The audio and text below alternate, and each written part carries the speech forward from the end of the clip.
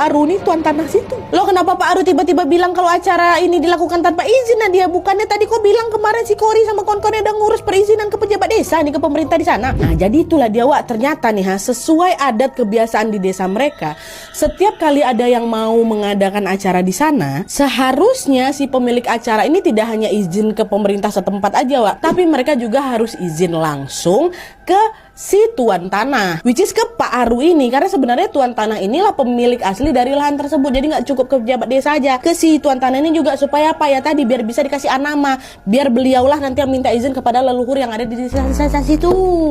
Gitu, itu yang miss sama panitia, nggak tahu mereka rupanya, Wak. Tapi ya udahlah, yang penting sudah disampaikan kayak gitu sama Pak Aru kan. Nah, bip kan dulu.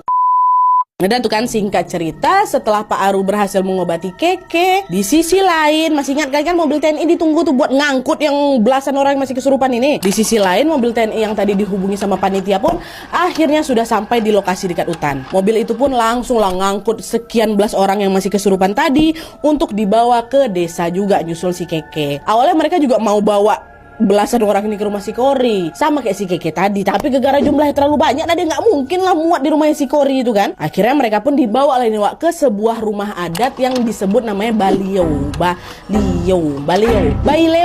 Baileo, rumah adat Maluku yang memang menjadi tempat berkumpulnya warga setempat, kata Diana. Sesampainya mereka di Baileo ini, warga sekitar yang penasaran dengan apa yang terjadi itu pun langsung lah juga berkerumun di sana. Tuh ya, Wak, belasan orang kesurupan, nggak mungkin warga nggak tahu ya kan. Dan tidak berselang lama kemudian, Pak Aru yang tadi bantuin si Keke ini juga tiba di Baileo tadi. Sama seperti pada saat mengobati Keke, Wak, Pak Aru juga langsung meminta diambilkan sebotol air mineral untuk satu orang kesurupan.